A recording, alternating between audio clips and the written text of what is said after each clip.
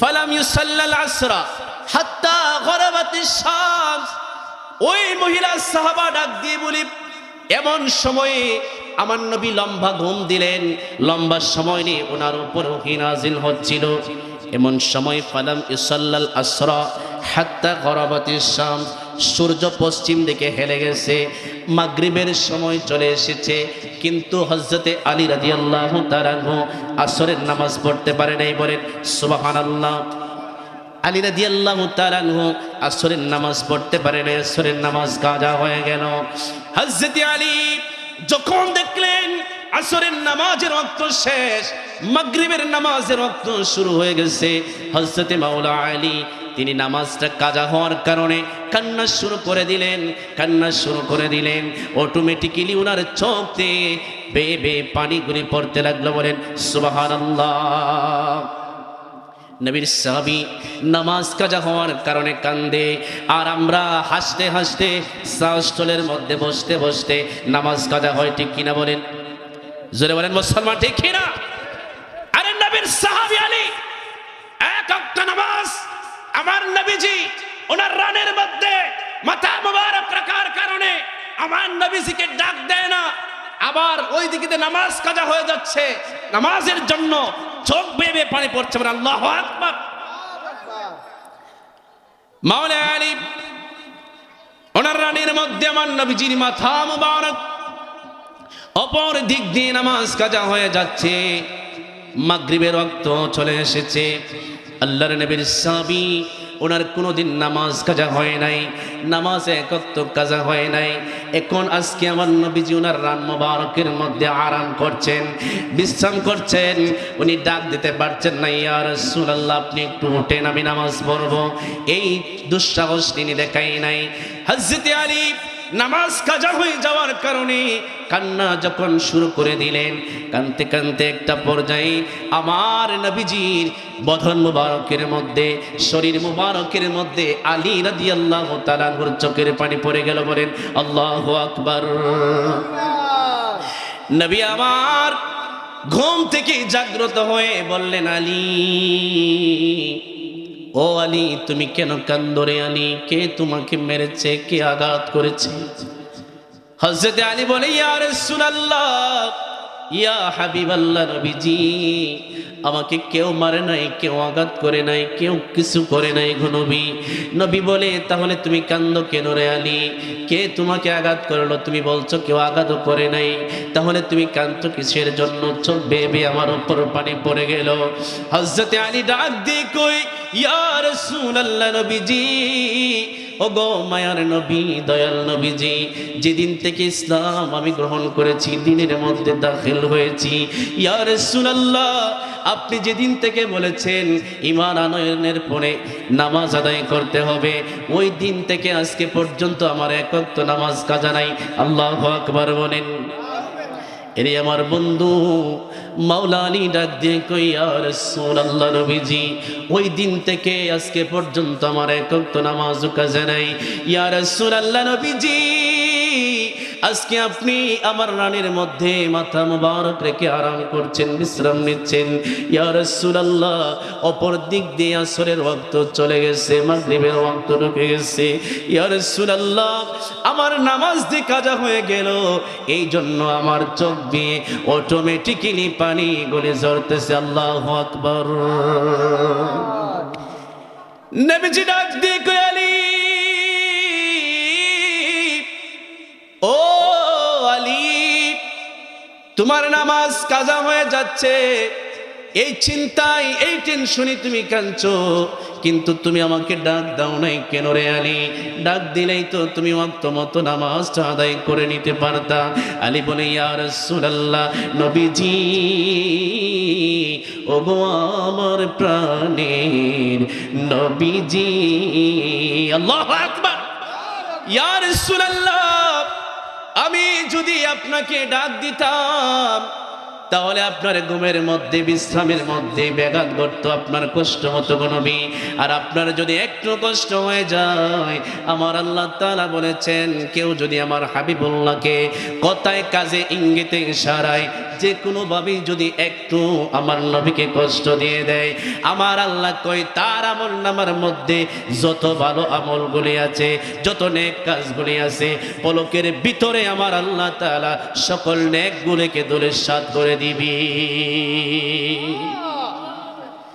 মাওলা আলী ডাক দিয়ে কই ইয়া রাসূলুল্লাহ, নবীজি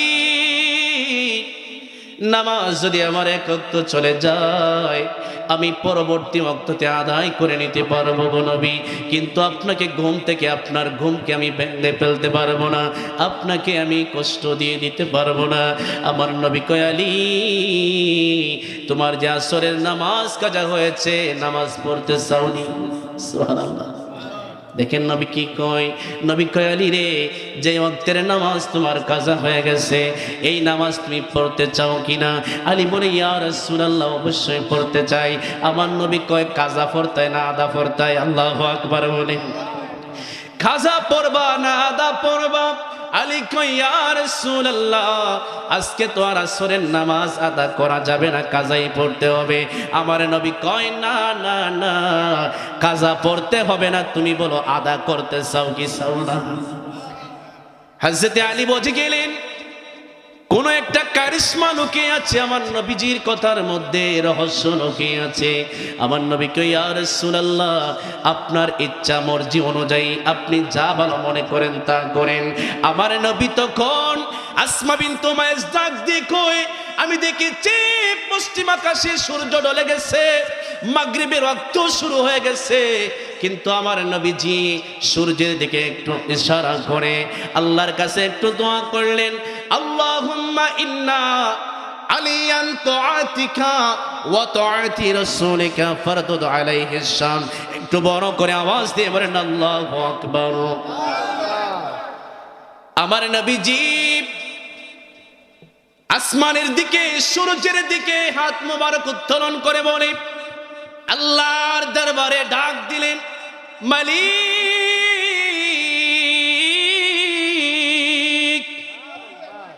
ও আল্লাহ, আল্লাহুম্মা ইন্না আলিয়ান ফি তুআতিকা ওয়া তুআতির রাসূলিকা।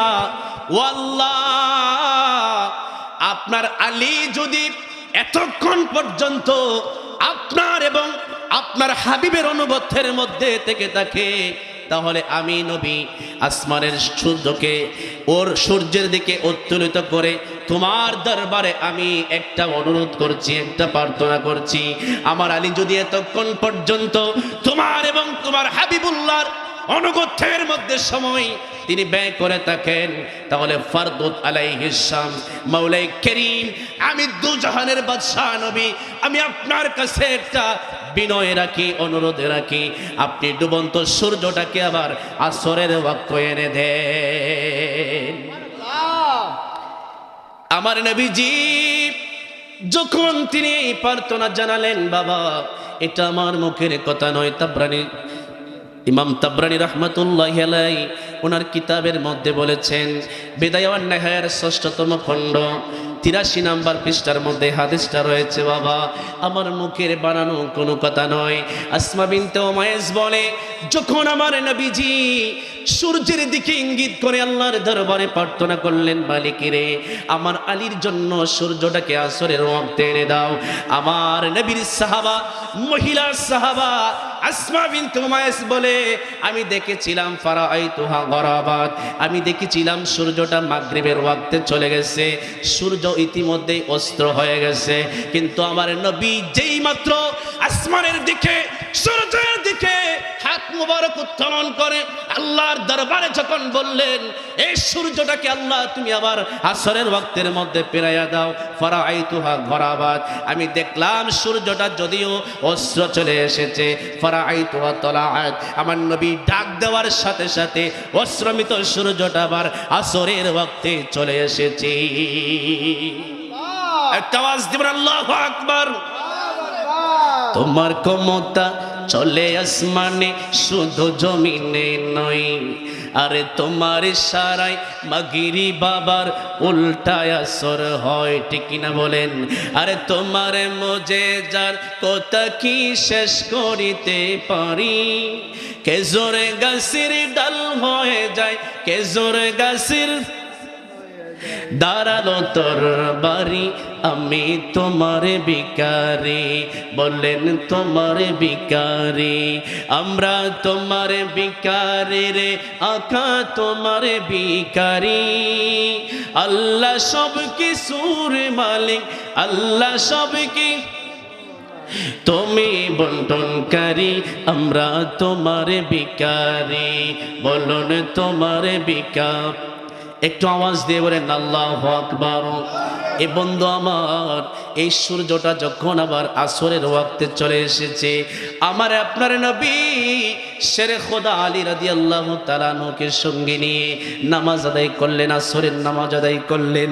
আসরের নামাজ পড়ার সঙ্গে সঙ্গে উসমা বিনত উমাইস বলে, আমি দেখলাম ওই সূর্যটা, যে সূর্য অস্ত গিয়েছে আবার উদিত হয়েছে, ওই সূর্যটা নামাজ পড়ার সঙ্গে সঙ্গে আবার মাগরিবের ওয়াক্তে চলে গিয়েছে। বলেন আল্লাহু আকবার। এ বন্ধু আমার, দেখেন নামাজ কাজা হয়ে যাচ্ছে, তারপর নবীর সাহাবী নবীকে ডাক দেয় নাই, নবীজিকে ঘুম ভাঙায় নাই। কেন? ঘুম ভাঙাইলে আমার নবীজির কষ্ট হবে, ঘুম ভাঙাইলে আমার নবীজি দুঃখ পাইবেন, আমার নবীজি বেজার হয়ে যাবেন। এই জন্য নবীর সাহাবী যদিও নামাজ কাজা হয়ে যাচ্ছে, তারপর নবীকে ডিস্টার্ব করে নাই। আমরা হইলে কইলাম নে আইরে কি নবী, কি নবী আসরের নামাজে। বন্ধু আমার, আপনি আমি এমন এক জীবন নিয়ে দুনিয়াতে এসেছি, এই জীবনের কোনো গ্যারান্টি নাই, এই জীবনের কোনো ভরসা নাই। আজকে আপনি আমি বর্তমানে ওয়াজ শুনতেছি, এমন হতে পারে রে আগামীকালকে 3.5 হাত কবরে থাকতে পারে কিনা, ঠিক পারে কিনা? এ বন্ধু, আজকে আপনি আমি এই ওয়াজ মাহফিলের মধ্যে ওয়াজ শুনতেছি, কিন্তু এমন হতে পারে আগামী কালকে এমন সময় একা একা অন্ধকার কবরে থাকতে পারে কিনা। আমার আল্লাহ তাআলা কয় আইনামা তাকুনু ইউদরিকুমুল মাউত। আমার আল্লাহ কয় তোমাদেরকে যেই সময় আমি আল্লাহ রাব্বুল আলামিন তোমাদের প্রত্যেকের জন্য একটা সময় কিন্তু বরাদ্দ। আমি আল্লাহ তাআলা যেদিন তোমার নামের হায়াতের ডুরি শেষ হবে, তোমার নির্ধারিত সময় যেদিন শেষ হয়ে যাবে, আমি আল্লাহ তাআলা মালাকুল মাউত আজরাইলকে তোমার কাছে পাঠিয়ে দেব। তোমার কাছে পাঠানোর সাথে সাথে মালাকুল মাউত আজরাইল তোমার ভিতর থেকে খামসি মেরে তোমার রূহটাকে বের করে আমার দরবারে নিয়ে আসবে। বলেন সুবহানাল্লাহ। ওই দিন কেউ রেহাই পাবে না রে বান্দা, এ আমার বান্দি, ওই দিন কেউ রেহাই পাবি না, যতই চেষ্টা করো না কেন। আইনামা তাকুনু ইউদরিকুমুল মাউত। আমার আল্লাহ তাআলা যেদিন আমাদের হায়াতের ডুরি শেষ হবে, যেদিন আপনি আমার বরাদ্দকৃত হায়াতটা শেষ হবে, আমার আল্লাহ আজরাইলকে পাঠাইয়া রূহটা বাইর করবে, ঠিক কিনা বলেন না? আমার আল্লাহ তাআলা একটা সেকেন্ডের সময় বেশি দিবেন না, অবকাশ দিবেন না।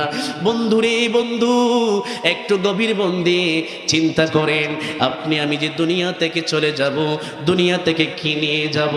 সম্পদ তো নেওয়া যাবে না, টাকা তো নেওয়া যাবে না, স্ত্রী নেওয়া যাবে না, সন্তান নেওয়া যাবে না, বন্ধু নেওয়া যাবে না, কাউকে নেওয়া যাবে না, কিছুই নেওয়া যাবে না। কি নিয়ে যাব চিন্তা করার দরকার আছে কিনা মুসলমান? আরে মুসলমান, আজকে দুনিয়ার জমিনের মধ্যে পড়ে টাকার লোভে, পয়সার লোভে, স্ত্রীর লোভে, সুন্দর নারীর লোভে, গাড়ির লোভে কত কিছু করো। একটু চিন্তা করে দেখো, মরার পরে কিছু থাকবে নাকি? কিছু থাকবে না। আরে মুসলিম হয় না মুসলমানের ঘরে জন্ম নিলে, আরে মুমিন কাফের তফাতটা হয় সালাতের উপরে, মুমিন সালাতের উপরে, ঠিক কিনা বলেন? আরে মুসলিম হয় না মুসলমানের ঘরে জন্ম নিলে, মুমিন কাফের তফাতটা হয় সালাতের উপরে। আরে এই জীবনে সালাত যেন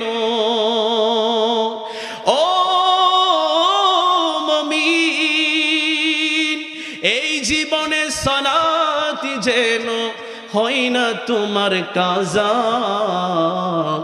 এমন তো হতে পারে জোহরে জানাজা তোমার, এমন তো হতে পারে জোহরে জানাজা। আল্লাহুম্মা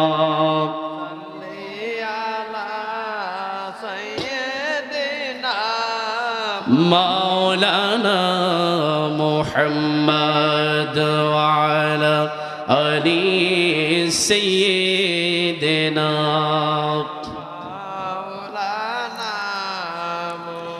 সম্মানিত হাজিরিন, বাবা আমার, এই দুনিয়ার জমিন থেকে যে আমরা চলে যাব, কেউ কিছু নিতে পারবো না, টাকাও নিতে পারবো না, দ্বন্দ্ব কিছুই নিতে পারবো না। কিন্তু আমার আল্লাহ তাআলা কিন্তু আমাদেরকে একটা জিনিস নেওয়ার জন্য পাঠিয়েছেন, ঠিক কি না বলেন? আমার আল্লাহ আপনাকে আমাকে কালি হাতে যাওয়ার জন্য পাঠাই নাই। আমার আল্লাহ তাআলা দুনিয়াতে দিচ্ছেন কিছু নেওয়ার জন্য, ঠিক কি না? কিছু নেওয়ার জন্য। বলবেন হুজুর এই কিছুটা কি একটু বলেন, এই কিছুটা কি টাকা নাকি, নাকি সম্পদ, নাকি দ্বন্দ্বলত, নাকি ক্ষেত কামার? কিছুই না, কিছুই না। আমার আল্লাহ তাআলা যেই জিনিসটা নিয়ে যাওয়ার জন্য পাঠিয়েছেন, আমার আল্লাহ তাআলা বলে আমি জিন এবং মানব জাতিকে সৃষ্টি করেছি, দুনিয়ার জমিনের মধ্যে দিয়েছি ইল্লা লিয়াবুদুন, আমি আল্লাহ তাআলার ইবাদতের জন্য। বোঝা গেল দুনিয়ার জমিন থেকে আল্লাহর ইবাদত নিতে হবে, ঠিক কি না? কি নিতে হবে? ইবাদত, ঈমান নিতে হবে, আমল নিতে হবে। এটা নেওয়ার জন্য আমার আল্লাহ তাআলা আমরা দুনিয়াতে দিয়েছে, ঠিক কি না বলেন? নাকি টাকা নেওয়ার জন্য, পয়সা নেওয়ার জন্য, 100 খানি খেত, কি বলেন, এগুলো নেওয়ার জন্য? কি নেওয়ার জন্য? ঈমান আমল নেওয়ার জন্য। বাবা এখন আসুন নিজেকে একটু প্রশ্ন করি, কি ইবাদত আমরা নিয়ে যাব? মালিকের দরবারে আমরা কি নিয়ে যাব? আমি যদি এখন আমার নিজের প্রশ্ন করি রে মন, আজকে যদি মরে যাস তাহলে তুই কি নিয়ে যাবি? তাহলে তুই কি নিয়ে যাবি? মন বলে কিছুই তো নাই, হাতটা তো একেবারে কালি, কারণ সময় মতো ইবাদত করতে পারলাম না, ঠিক কিনা বলেন? সময় গেলে সাধন হবে না, ঠিক কিনা বলেন? আরে সময় গেলে সাধন হবে না। দিন তাকিতে দিনের সাধন, দিন তাকিতে দিনের সাধন কেন করিলি না? আরে সময় গেলে সাধন হবে না, সময় গেলে সাধন হবে না, ঠিক কিনা বলেন? বাবা বন্ধুরা আমার, এই দুনিয়া থেকে যখন আমরা চলে যাব, আমরা হয়ে যাব কবরবাসী, আমরা চলে যাব বারজাখের মধ্যে। কিন্তু অপর দিক দিয়ে আপনার যে সন্তান, আপনার যে বন্ধু, আপনার যে স্ত্রী, আপনার মা বাবা, তারা কিন্তু ঠিকই সুখে শান্তিতে দিন কাটাবে, ঠিক কিনা বলেন না? নাকি আপনার জন্য দুনিয়া অচল হয়ে যাবে, সংসার অচল হবে, কিছুই থেমে থাকবে না, সব কিছু চলবে সব কিছুর গতিতে, কিন্তু আপনি চলে যাবেন অন্ধকার কবরে। এই জন্য বাবা ওই অন্ধকার কবরের মধ্যে যাতে নূরের বাতি জ্বলে, এই ব্যবস্থার দরকার আছে কিনা নাই? এরে বাবা আজকের বর্তলের মাহফিল থেকে এই জিনিসটা, এই মেসেজটা আপনার কানের ভিতরে ঢুকাইয়া বাড়িতে নিয়ে যাবেন। আজকে যে আমি সংসার কইরা এত কিছু করতেছি, টাকা পয়সা কামাইতেছি, হালাল হারামের বাজ বিচার করতেছি না, মরার পরে তো আমি থাকবো একা, আমার স্ত্রী আমাকে ভুলে যাবে, সন্তান ভুলে যাবে, মা বাবা আমাকে সবাই ভুলে যাবে, আমি তো কবরে থাকবো একা। এখান থেকে যদি আমি আমার মন মতো ইচ্ছা মতো জিন্দগি যাপন করে কবরে যাই, কবর তো অবশ্যই অবশ্যই আমাকে আযাবের সম্মুখীন করবে, ঠিক কিনা বলেন? বাবা এই জন্য সাধন করতে হবে দুনিয়ার মধ্যে, তাইকা মরার পরে আর সাধনের কোনো সুযোগ নেই, নিজের সংশোধনের কোনো সুযোগ নাই, ইবাদত বন্দেগীর কোনো সুযোগ নাই। বাবারা আমার, এই জন্য দুনিয়াতে তাইকায় আমাদেরকে এই কাজগুলি করতে হবে, নেক ইবাদত বন্দেগী করতে হবে, ঈমান আমল ভালো করতে হবে, ঠিক কিনা বলেন? যদি আপনি আমি মরার আগে ঈমান আমলটাকে ঠিক করতে পারি, আল্লাহর ইবাদত বন্দেগীর মধ্যে সময়টাকে আমরা অতিবাহিত করতে পারি, মরার পরে আমার আল্লাহ তাআলা যেদিন হাসরের মাঠ কায়েম করবে, আমার নবী বলেছেন যারা নেককার হবে, যারা সালেহ হবে, যারা ঈমানদার হবে, আমার আল্লাহ তাআলা তাদের আমলনামাটাকে ডান হাতে দিবে। আল্লাহু আকবার। কোন হাতে দিবে? ডান হাতের মধ্যে দিবে। হাদিস শরীফের মধ্যে এসেছে ডান হাতে যাদের আমলনামা আসবে তারা জান্নাতি হবে। আল্লাহু আকবার বলেন। ডান হাতে যাদের আমলনামা তারা কি হবে? জান্নাতি হবে। তার মানে বাম হাতে যাদের আমলনামা তারা কি হবে? জাহান্নামী হবে। আমার আল্লাহ তাআলা কইবে ইকরা কিতাবাক কাফা বিনাফসিকাল ইয়াউমা আলাইকা হাসিবা।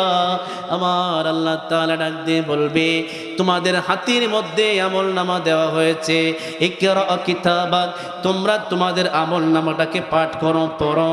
কাফা বিনাফসিকাল ইয়াউমা আলাইকা হাসিবা, আজকে তোমার আমলনামার মধ্যে নেক বেশি করেছো নাকি বদ বেশি করেছো, তুমি জান্নাতে যাইবে নাকি জাহান্নামের মধ্যে যাইবে, কোনটা হবে তোমার স্থান, তুমি পরীক্ষার মধ্যে পাস করছো নাকি ফেল করছো, এটা বোঝার জন্য আর কারো প্রয়োজন নাই। কাফা বিনাফসিকাল ইয়াউমা আলাইকা হাসিবা, তোমার হিসাব বোঝার জন্য তুমি যথেষ্ট। বলেন সুবহানাল্লাহ।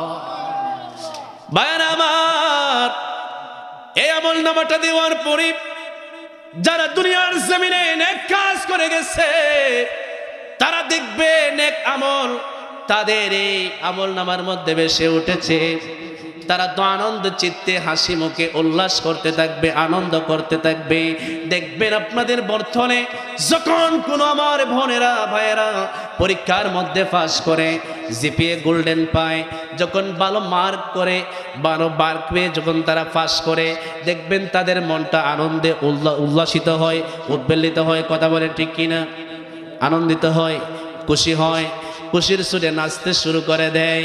আর যারা পরীক্ষার মধ্যে ফেল করে তারা নাচে নাকি কান্দে? কান্দে, হাও মাও করে কান্দে। কয়েকদিন ঘর থেকে বাইর না, শরম। আর বন্ধু বান্ধব কইল তুই বেড়া অত সুন্দর ভালো লাগছ কিন্তু পরীক্ষার মধ্যে ফেল করে লিছ, শরম নানি? এই জন্য শরমের লাগি ঘর থেকে বাইর না। আর যারা পরীক্ষা পাস করে বুকটা ফুলায় রাস্তায় দাঁড়ায়, ঠিক কিনা?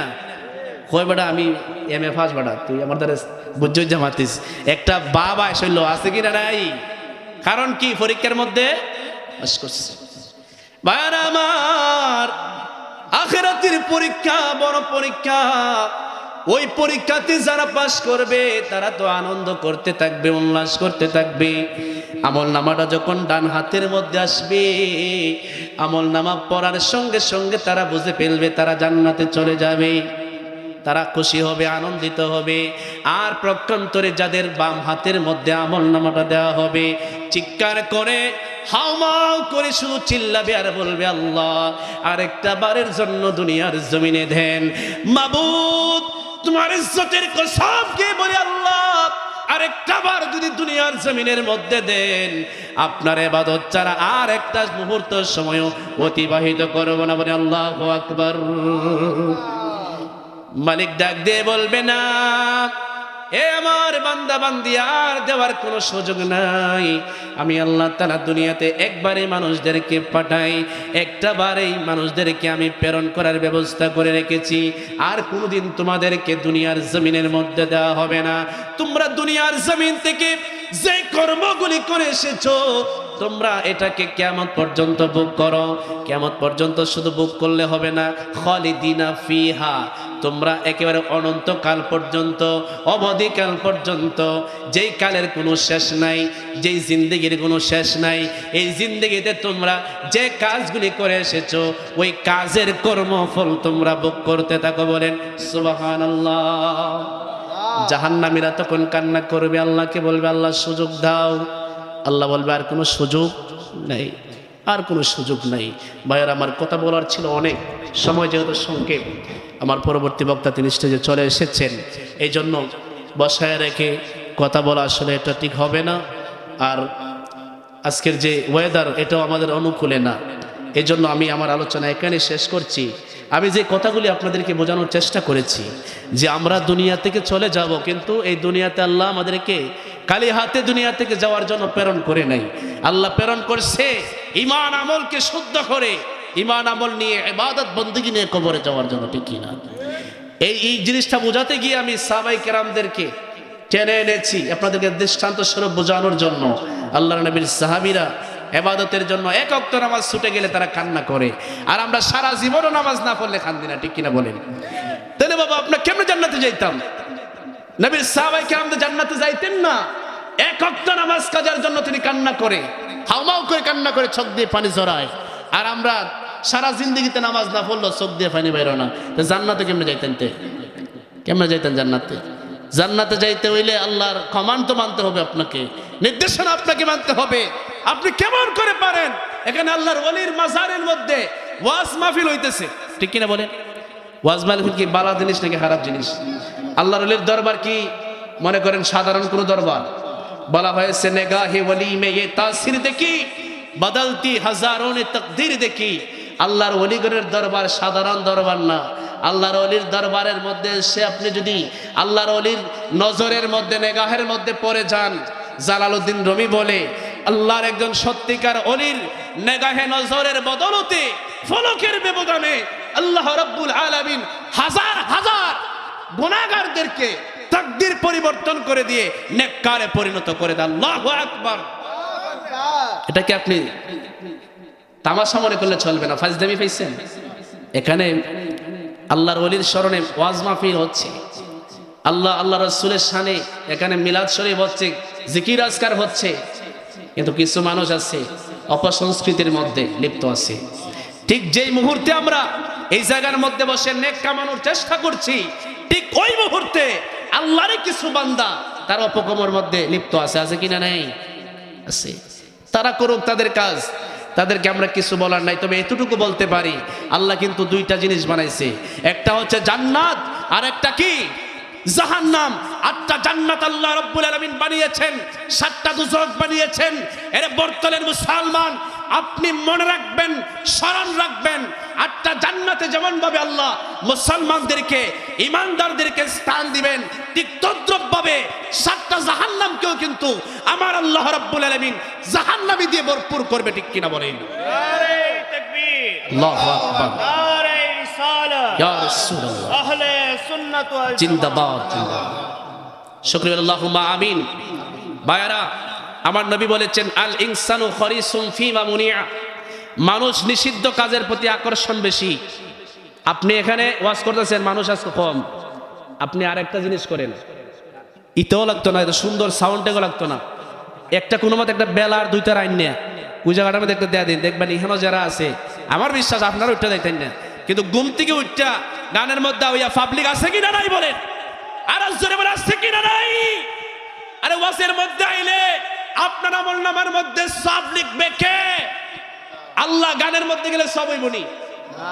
আপনি যদি কিয়ামতের আগ পর্যন্ত গানও নেন, আপনি আমাকে একটা রিওয়ায়াত শুধু দেখাবেন কোরআন হাদিস থেকে, কিয়ামতের আগ পর্যন্ত গান শুনলে আপনার আমল নামায় একটা সব দেওয়া হবে। এরকম ধরনের কোন হাদিস, কোরআনের দলিল কেউ দেখাতে পারবে? কিন্তু আমরা তো শুনতেছি এভেলেবেল, অহরহ আমরা শুনতেছি, কিন্তু এগুলোর মধ্যে আমাদের কোনো ন্যায় হবে না। ওয়াজ মাহফিল শুনলে লাভ হয়, মুবাহ, মুস্তাহাব, মুস্তাহসান হয়, নেকের ব্যবস্থা হয়, কিন্তু এই সমস্ত অপসংস্কৃতির মধ্যে গেলে আমাদের নেকের বদলা গুনাহ হয়, ঠিক কিনা বলেন? ভাইরা আমার, সেদিকে যাচ্ছি না। আমার কথা কি রাগ করতে শুননিতে? রাগ করলে আমার কি হইব? কুস্তুই তো না আমার মনে করেন আপনারা সবাই হুজুরে হইতার, নতুন করে হুজুর দিলেই শীত থেকে বেটা রাত দাওয়াত দেওয়া যেত না, দাওয়াত না দিলে নাই, রিজিকের ব্যবস্থা করে দিবেন কে? আল্লাহ করে দিবে। আমাদেরকে হক কথা বলতেই হবে। আল্লাহর ওলির স্মরণে যেখানে মাহফিল হচ্ছে, এখানে আল্লাহর পক্ষ থেকে দিদার নাজিল হচ্ছে, ঠিক কিনা বলেন? এখানে আল্লাহর ওলির ফায়েজ বরকত নেওয়ার জন্য, বরকত হাসিলের জন্য, আল্লাহর ওলির নেগাহে নজর নেওয়ার জন্য আমরা এসেছি। আমরা চেষ্টা করব যাতে আমাদের মাধ্যমে কোনো অপসংস্কৃতি না হয়। এটা খারাপ, এটা শুধু আপনারা অপসংস্কৃতি করলেন, এটার মধ্যে সীমাবদ্ধ না, আল্লাহর ওলির নামে আপনি কলঙ্ক করলেন, ঠিক কিনা? তো আল্লাহ নবীর আল্লাহর ওলির দরবার হচ্ছে আদবের দরবার। এখানে আপনি আদবের সাথে বসবেন, আল্লাহর ওলির ফয়েজ পাবেন। আমার জালালউদ্দিন রুমি রহমতুল্লাহ আলাইহি তিনি বলেন যে এক জামানা সাহাবতে বা আউলিয়া বেহতর আজ সদ সালে তাত বেরিয়া, আল্লাহর ওলির নেগাহে নজরের মধ্যে আল্লাহর ওলির খেদমতে যদি একটা ফলক কেউ কাটাইতে পারে, তিনি বলেন এক জামানা সাহাবতে বা আউলিয়া বেহতর আজ সদ সালে তাত বেরিয়া, তিনি বলেন এক মুহূর্ত সময় আল্লাহর ওলির দরবারে ব্যয় করলে, এক মুহূর্ত সময় না, তিনি বলেন 100 বছরের রিয়া মুক্ত ইবাদতের চেয়ে উত্তম হয়ে যায় এক মুহূর্ত আল্লাহর ওলির দরবারে কাটাইলে। তো এখানে আমরা আল্লাহর ওলির দরবারে আসবো, আল্লাহর ওলির দরবারে আদব আমরা বজায় রাখবো, তাহলে ওনার ফয়েজ আমরা পাবো। আল্লাহর পক্ষ থেকে রহমত বরকত আমাদের উপর নাজিল হবে। মাওলাই কারীম যেন আমাদের সকলকে যাবতীয় অপসংস্কৃতি থেকে মুক্ত রেখে মাওলাই কারীম আমাদেরকে ওলিদের নকশে কদমের মধ্যে তাকার, ওলিদের ফয়েজ হাসিল করার তৌফিক যাতে আল্লাহ পাক রব্বুল আলামিন আমাদেরকে দান করেন। শুকর বিল্লাহ।